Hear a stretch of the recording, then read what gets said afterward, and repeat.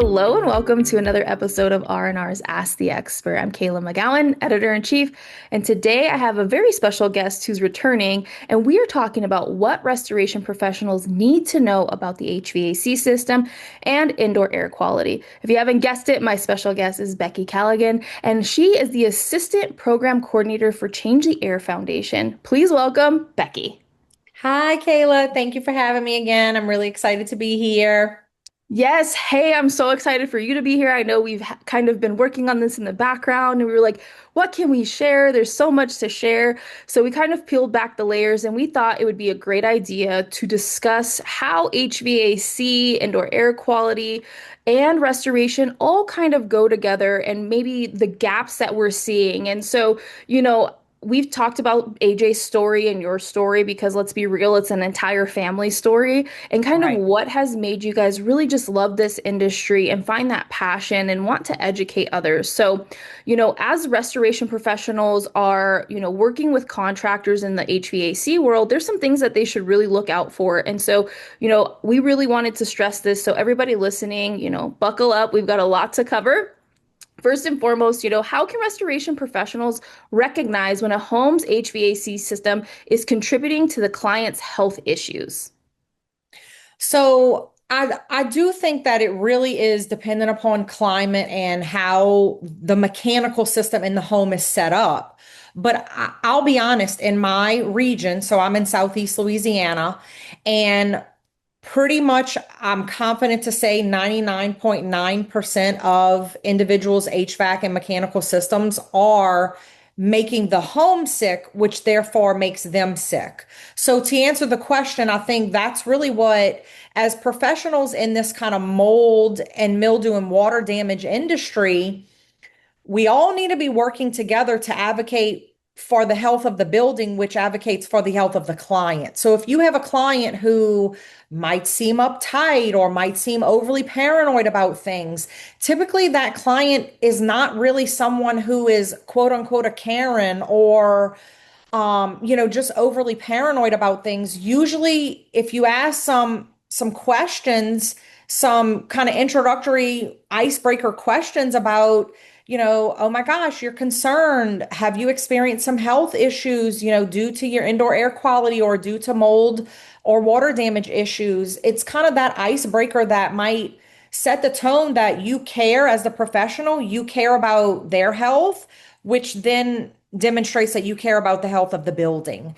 And so that's kind of where I think we need to begin is be aware that these issues even exist. Some professionals don't even acknowledge that it exists or don't realize it because when the individual gets sick, they're obviously not calling you, they're going to the doctor. And a lot of times that's a uphill battle in and of itself. But also, again, they might be calling their homeowner's insurance company, or typically they are calling their HVAC professional because, again, it all gets blamed on the HVAC system. And it usually is the HVAC system's problem. But as you and I have spoken, as we've spoken about as a team at Change the Air, this is becoming a collaborative thing where the HVAC professional doesn't need to be doing the remediation work, and the remediation company, they don't need to be addressing the HVAC, the ventilation, or the mechanical issues. We need to work together as a team. Yeah, that's really well said. And I would also say too, if people are feeling better outside of their home, that's generally a tall tale sign of, hey, there's a problem within their home and where is that starting? And I think, your story is one that just proves that point, right? It was actually somewhere tucked away in your own home. And so I think that, instead of us just kind of saying, okay, we don't see anything, we've tested, there's nothing, take that extra step and partner with an HVAC professional, even partner with your local medical offices too. I know in AJ's story, I'll link it too so people can watch it. But in AJ's story, there was layers to what actually helped you guys uncover what the problem was. So I think that it's our due diligence to ask those questions, break the ice, and also not make our customers feel crazy, right? Hear them Right. out. I think that's the other thing is a lot of times when people are getting sick from their environment, they kind of feel crazy, right? And so we have Right. to treat them with empathy and compassion. And I think that's one of the biggest things is if you're noticing that there's something going on with their health, even if nobody else is infected inside of the home or the office, take those extra steps because it's extremely important to make sure that we're checking all the boxes and really finding the source of the problem, right? Right. So, with the HVAC system, I know you guys use the words, those are the lungs of the building or the home or the office. What misconceptions do homeowners and even sometimes contractors have about the role that the HVAC system actually does play in the environment? So I think just that in and of itself, like everybody thinks that it's just a box in either your attic, your basement, and an indoor closet. They think that it's just a box that heats air and cools air. But essentially, like you said, it's the lungs of the home. And I know that we'll get to it later, but Change the Air, our mini class series for 2025 that we released earlier this year, it's all about HVAC systems. It's understanding more about the HVAC plus dehumidification ventilation systems in our home. And so, episode one, like we kick it off with another female in the industry, another female professional who has firsthand experienced the negative consequences of mold and bad indoor air quality. And she's also a medical professional. She was before getting into this industry. And so she does a really good job at breaking down how each component of the HVAC system really how kind of it connects, and we can visualize how it connects to our body and what each component does. And so again, like I really, really, really in our community, obviously people are understanding the medical side of things. So I really like to connect it. And that's what I like to say, like the building scientist or whomever that professional, that IEP, whomever that professional is who's helping you come in and find the issues, the root issues. I like to say they're the functional medicine doctor of the home, because as you alluded to just a few minutes ago, like it's getting to that root cause of where the moisture issue is. So again, that is every single piece of air that we breathe in any building is connected to a mechanical system. There's a book out, My House is Killing Me by Jeffrey May, and he states in that book, I believe that the HVAC industry is responsible for the health of the country because all of the air that anyone breathes in a building goes through a mechanical system. So again, unless you're outside breathing, any air that you're breathing inside of a building is going through a mechanical system. And so, right, like we have to think about it in the magnitude of what that is. It's not just a plug it into the wall, turn it on type of appliance in our home. And a lot of times, unfortunately, that's what we're seeing. It's not getting the attention or the respect that it truly demands. And again, I say that it demands because unless it's really hard for me to say this, but sometimes, like, unless you've actually walked a mold journey, like, it's really, really hard for you to get. So I understand if people can't empathize because you haven't been there, but if anything, like, have sympathy and try to educate yourself. Go, utilize the resources that are out there with the internet now and educate yourself, read books. Try to hear different people's stories because more people than what we want to think are impacted by poor indoor air quality. And again, it's life changing. It completely changed AJ and I's lives. And it was told to me the very first meeting that I had with Change the Air was with our policy director, Brandon Chapo. And he said, Becky, I wish your story was unique. And it kind of like threw me off for a while. I was like, oh my gosh, like in my little world, at the time, I was the only person in my family or whoever who in our friend group who had ever experienced anything like this. Like literally, sometimes still to this day, and we're 5 years post AJ being better. Like sometimes I'm still like, was it really mold like that did all this? And it never fails. Like I get a reminder that yes, like I meet another individual who's having seizures based on mold, or some type of neurological thing. So like this stuff is real. Like it's not fake. And we really, really, really need to take it seriously. And the mechanical system is the driver of all of that. It sets the tone in the built environment.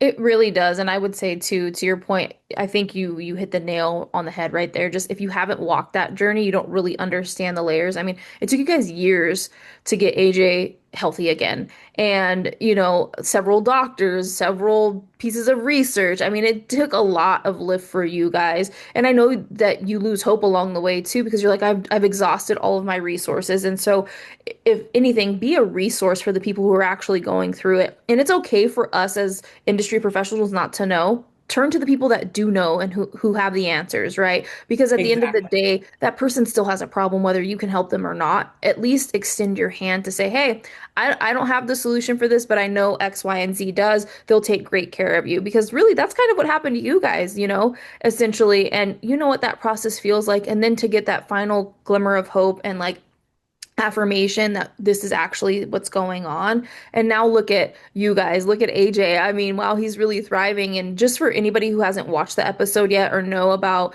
AJ and Becky's story, nobody else in the home was sick but AJ. And so that also is a big reality in mold and water and moisture and just all the things that we deal with. Not every single person is going to be affected by the elements of what's going on in the environment. So if you have a family or you're living with more than one person, only one person is sick or constantly getting sick, it could be a tall tale sign that you do have a bigger issue than just germs, right? And I think it's really Exactly. important to understand that um, what AJ went through and some others that I know have gone through things, some people develop a cough, some people develop a loss of eyesight. So there's several different types of symptoms, if you will. And so don't just chalk it up to, oh, I'm just sick. There's something wrong with me. They can't figure it out. Really deep dive. And for us as industry professionals, take that extra step. Find people in your network.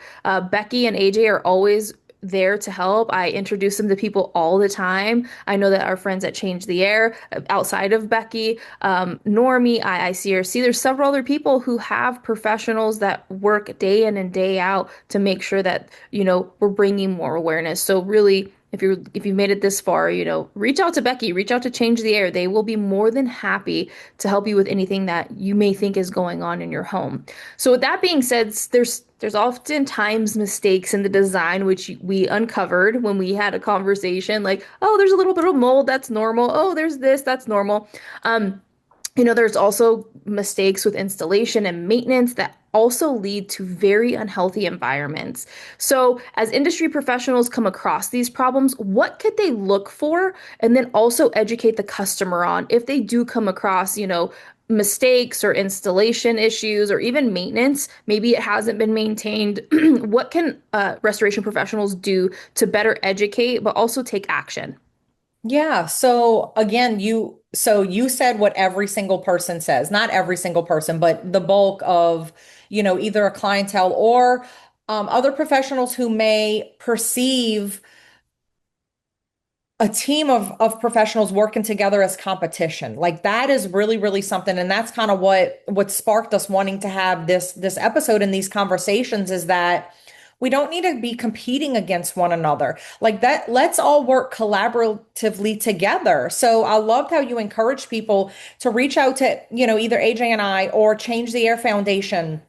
There are tons of resources on our website. That is all free. Like every single publication, article, podcast episode or interview, mini class series, all of that is evergreen and it is all free for anybody and everybody to utilize.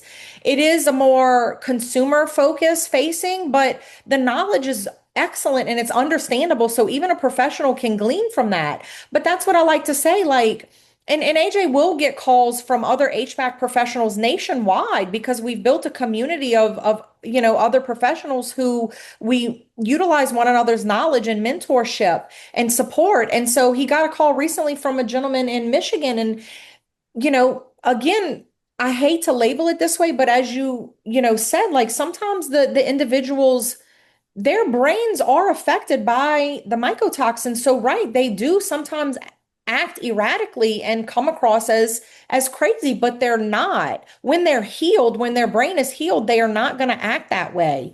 So I say that to say, right, he had a client who, again, was a little concerned about certain things and he felt like he had exhausted all the things that he knew how. And then he called AJ and he said, like, I have this client who's overly concerned and I know your story. So I don't want to dismiss her. I don't want to, fire her as a client. I want to work with her. Like, is it okay if she calls you and you talk to her? And or can you give me some tips and tricks and some verbiage that I can use and some practical steps that I can take with her and in her home to give her a sense of peace versus and a sense of safety versus this, fight or flight response that a lot of individuals who's gone through this journey go in. And again, to your point, AJ was the only one in our home that was experiencing the symptoms, but it did very much impact our entire family. And we recently, AJ kind of smelled some funny things in the house and, did some investigating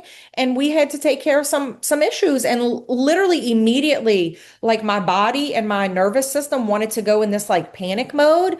And I had to like talk myself down and say, like, it's okay. He's okay. We have the knowledge now to know how to move forward with this. We have the tools, we have the teams already set in place. So there's no need for me to panic. Hmm. So that is the goal. So again, as a remediation professional, some may have knowledge, some may not have knowledge. So I feel like the first step is gain some knowledge.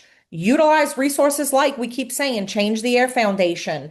There are tons of books out there. Again, I think Normie also has some forward-facing knowledge and stuff like that. So again, just begin to deep dive into the side effects from mold and health issues and how it comes from the built environment as well. And when it comes to the HVAC professional and the mechanical system, so how those two kind of bridge, and you said the word normal. So I said a whole bunch of stuff to address that. It may be common and most people call it and or consider it normal, Hmm. but it is absolutely preventable and it should not be normal. Like in my episode of the HVAC mini class series, episode number 11, that is the first thing that I say. Like if you get anything out of this episode at all, what I want you to hear is that mold in an HVAC system is not normal. That should not be there. Yeah. And again, AJ and I really appreciate when he talks about this because he 100% can empathize with that other professional who currently thinks that it is normal because he used to be that professional. He used to go into the client when we were strictly HVAC. He would go in and he would say, I see some mold or microbial growth in here. Like we never called it mold. I see some microbial growth in this HVAC system, but he would say, my job as the professional is to tell you when it has reached a level of like, oh my gosh, this stuff is going to like jump out and attack us. We need to address it versus, oh, that is a normal level of microbial growth and that can stay within the mechanical system. Absolutely not. Like it literally took like a tremendous life altering, almost life stealing journey for us to have that aha moment to say, absolutely not. And now there is no level of microbial growth that is acceptable. Again, this can get so deep and like some of it right. Like you may not have to change out the whole entire system. You may need to get with a remediation professional who can put things under containment and do some cleaning and those types of things. But another part of this equation is that we always have to remember it's not a mold problem that we have, it's a moisture problem. So Hmm. that is really what needs to be addressed is that if I have microbial growth on the outside of an HVAC system, that tells me that there is moisture on the outside of that HVAC system in an attic or in a basement or in a closet that then dust, pet dander, our skin cells, when it lands on that, then that is food for mold to then begin to grow. So Hmm. it's the moisture issue that we need to be addressing. So, and that is where a building scientist or right, like an HVAC professional who understands moisture and building science comes into the picture. So again, if you have a remediation person who is remediating, let's say a bathroom in someone's home and they maybe have to access the attic or some space where the mechanical ventilation system is, and they see microbial growth on the outside of it, they need to bring that to the homeowner's attention. And me personally, I feel like you have two choices that you can do there. You can say, "Hi, Mr. and Mrs. Homeowner, I noticed this. This is not normal. It should not be this way. I don't mess with mechanical systems, so you might want to call in your HVAC professional, or the response can be, I know a building scientist, I know an IEP, and or I know an HVAC professional who operates in this manner.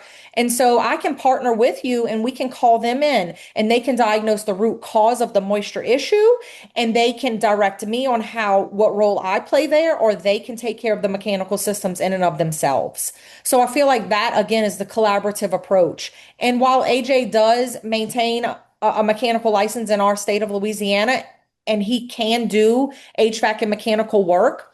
A lot of times, well, every time when he is called in as the building scientist and he from another HVAC company or professional, he doesn't overstep that. Like he's not going to the client to then try to sell himself. Like that's common courtesy, decency, and respect. You know what I'm saying? So that's the thing. And it's also an opportunity for that individual, that professional who does know about the moisture issues and the negative consequences on health and building science to then educate. You educate the homeowner and you educate that other professional. Again, that's what this is all about, is to share knowledge, to work collaboratively with one another. Like we're not going to cut throat and be like, oh, well, I'm coming in now, it's my job. Like that's not really how it needs to work. Like we need to work together as a team and build one another up. So the last point that you asked about in the question that I'll speak on is HVAC maintenance. So that's something that every single homeowner, renter, whomever needs to be doing twice a year at a minimum.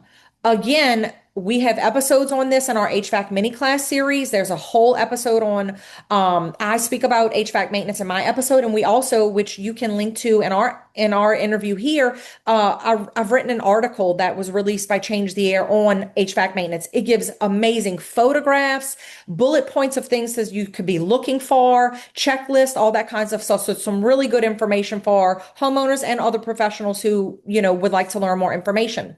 But I had some homeowners reach out to me just this week and they sent a picture of the return air grill. Again, we're in South Louisiana, so I know that looks different for everybody, but it was in the ceiling and it had some surface level dust on it. Well, she's building relationship and rapport and becoming a client of AJ's on the building science side. And so he hasn't gone out to do an assessment on her home yet. So she is communicating back and forth via email with some questions in the interim. And she immediately kind of wants to freak out and panic and say, like, oh my gosh, is this mold? So my advice to her, or my recommendation was, she was able to remove it and bring it outside the house and do some visual investigation. And upon doing that, she said it was just surface dust. We wiped it off. We cleaned it with soap and water. We let it dry out, fully dry out, because again, it's the moisture that we have to be aware of. And then she reinstalled it. And so again, it was a conversation of that mechanical system in that home was not designed with a proper filtration system in place. So she uses a very inexpensive store-bought filter that she changes on a monthly basis. Because again, we want to make sure that we have proper airflow. While filtration is like key and crucial to proper HVAC design and systems, especially for sensitive individuals, if you don't have an HVAC system that was designed to handle restrictive filtration, HEPA filtration, HEPA 16, all these things, or MERV, I'm sorry, MERV 16 filtration, the high end filtration, you can't just put that on a regular HVAC system that wasn't designed for it, or you're going to create issues. You're going to create restriction issues, which is then going to create further issues down the line. So in those instances, I typically tell people buy an inexpensive store-bought filter and change it once a month. Like you're able to do that, or you can hire a professional who will come in and do that. It's inexpensive and it's something that you can do at the least to kind of take preventions and precautions.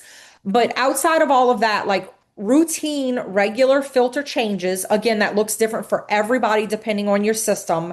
We obviously have a filtration in our home system in place, so we only change filters once a year. Some people can even go longer depending on their mechanical system. So right, like it looks very different for everybody, but you need to make sure that you are on a filter change routine. And you also need to be having maintenance done twice a year. I typically like to say in the springtime before the heat, the hot where we'll Mhm. on demand AC will need, and also in the fall before winter time comes and we're going to need that heater. So again, the article really goes into line items as to what can be done and specifics to look for. Yeah, and I would definitely say you touched on quite a few things there. And one thing too is like the normal when I talked to you and AJ, we talked about, for 25 plus years he was opening up units, and at that point he felt like it was normal, right? It was just, and now where you guys are in a place where you guys know, hey, it is not normal. And that's something that everybody needs to understand. If you see microbial growth actually anywhere, but especially in your HVAC system, it's not normal. There's obviously a source of moisture somewhere. Um, and I think it's just one of those things like if you don't feel good, or somebody who's having health issues suddenly and it's only in their home, take the precautionary steps to do just that. And as restoration professionals, HVAC professionals, building scientists, to your point, we all have to collaborate. We all rely on one another, and it is not to cut people out of the work or anything like that. Every single profession plays a role in the health of a building. And so that's what we're really getting at here is like collaboration is king for this particular instance, and really a lot in our industries, right? We can't do it all by ourselves. And so it's really, really important to just take a second, listen to what Becky had to say. Is collaboration, leveraging the resources, especially the stuff that Change the Air Foundation has, because they leverage quite a few different professionals, which provides key insights that otherwise restoration professionals and even some HVAC professionals wouldn't otherwise have. And so take advantage of that. I will share the links that Becky mentioned so you can have access to them. The HVAC mini series is going to be very impactful if you go ahead and take a look at that. They cover a wide variety of topics, and it's very insightful for restoration professionals, remediation professionals, even cleaning professionals, right? I think this is really one of those things that kind of touches every single industry, and it's really important to make sure that you take the time to leverage those resources, and they're written for the consumer. So if you don't have the answer, share those resources with your consumer because they're written particularly for them. Again, it's a great resource for professionals, but there's always something for you to leverage to make sure you're taking care of your customers. I have one final question for you, and it is, when restoration professionals want to educate their clients. We've kind of talked about this. There's some simple steps that they can take and leverage the resources, but how can they help homeowners improve the air they breathe? And I know that it does come down to resources, but also partnership and collaboration. But I would also say maybe let's layer in one more additional point in there. How can they educate their community, not just their clients? So again, in the internet savvy world that we live in today, to say that you can't become educated or knowledgeable about something is really like an excuse. I'm working on some personal projects myself, and I listened to a motivational video yesterday that literally it said, stop saying you don't have time and begin to admit that you're not making the time to commit to whatever project want to accomplish. And so that's the thing. AJ and I, throughout every single year, we dedicate a tremendous amount of time to continuing education. We don't file for the credits. We don't, claim for the certifications. Like none of that really matters. What matters is that we're sitting in these rooms under these individuals who know more than what we do. And again, there is a lot of reiteration when you attend these things. Like, we hear a lot of the similar building science stories when we attend those things for HVAC symposiums. Like it is a lot of stuff that we already are somewhat familiar with, but every single one, you take away a new nugget, you take away a new piece of knowledge, or you make a new connection. You learn somebody else's story. We attended a conference earlier this year in Orlando, and another HVAC professional came up to me after had heard, about our story, and he said, like, I'm experiencing this, and this symptoms. Do you think it could be connected to the fact that I'm exposed, to mold? And I'm like, most definitely.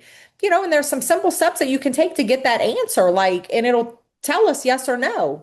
So again, there are so many opportunities to learn online, and kind of once you begin to open that door, it's a whole new world, and you learn, you discover and learn about conferences that they're having.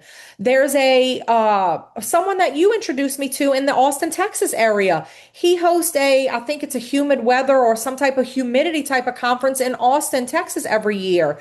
again, this individual who you introduced me to, we had so many of similar connections, and we were actually at the same conference over the summer and we didn't even know it.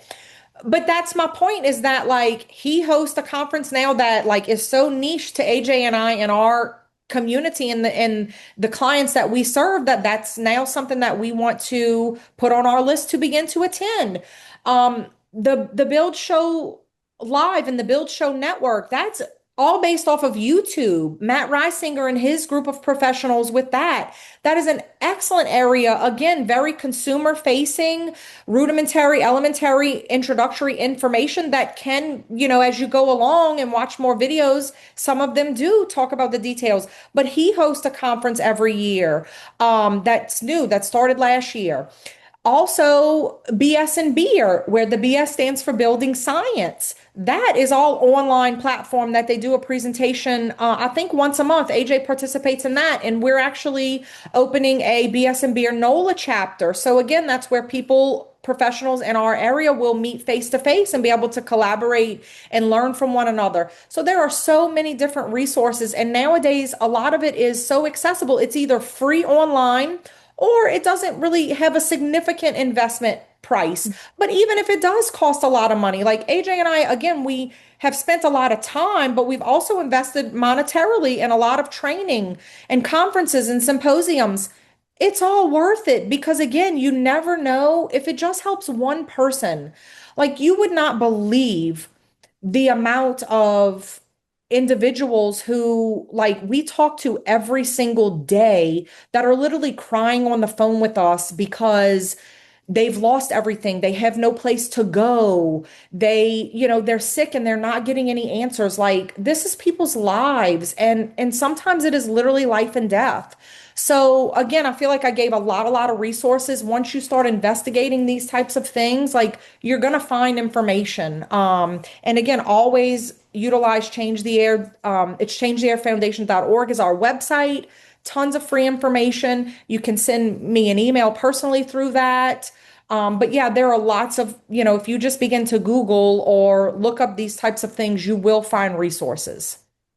Yeah, and I mean, to your point, there's so many things out there that maybe we in the restoration space don't really know. So I would definitely say leverage those things. Go to Google, go to changetheairfoundation.org, leverage the things that you have accessible to you. To your point, most things are free. If not, they're very low in cost. And again, this is an investment that will pay off forever, I guess is the nicest thing to say, Yes. because now you're able to educate, otherwise you wouldn't be able to. And so it also allows you to better understand the building science, I would say, too, for all jobs that you do, not just mold, not just water, even fire. There's sources with fire, and there's sources with, just water in general, flooding, roofing. I know that there's a lot that goes into that stuff. And so take advantage of these resources. And also, if you ever have any questions, I'd be more than happy to connect you with Becky. I think I connect her regularly with several people in our industry because it is so important to leverage these partnerships and collaborations to make the industry better, but also have healthier living conditions for those that we serve. And it starts with us too. You wouldn't want, an unhealthy environment in your own home. And so that's really what has driven us to really keep this at a high level conversation and not left on the back burner because it's extremely important, which we're seeing a lot of stuff go into legislation and things like that. So really, now is the time to make sure that you're connecting with people who really understand building science, like Becky and AJ, but those at Change the Air Foundation, Normie, several other organizations in our space do a lot as well. So, do your due diligence and look, but Becky, as always, it is a pleasure. I can't wait to have you back on again and talk about the next best thing. But do you have any last words for those who are watching and listening?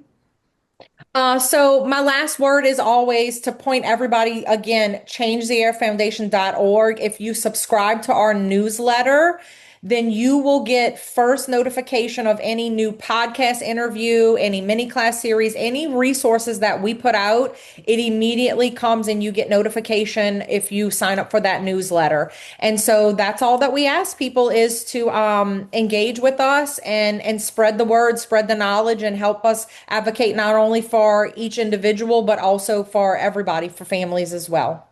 Yes, thank you, Becky. Really appreciate that. You better do that. I think I get their stuff regularly too, and it's just nice to really see it and see what's going on, right? Because in our industry, we're not always in tune with what's going outside of the immediate things that we do. Change the Air is always working constantly, and so just go over there, subscribe. You'll really enjoy their content because it's something that's different from what we see regularly in our industry. So again, thank you, Becky, so much for this opportunity. It's always a pleasure. And for all of you guys watching, we will see you on the next episode of Ask the Expert. Take care.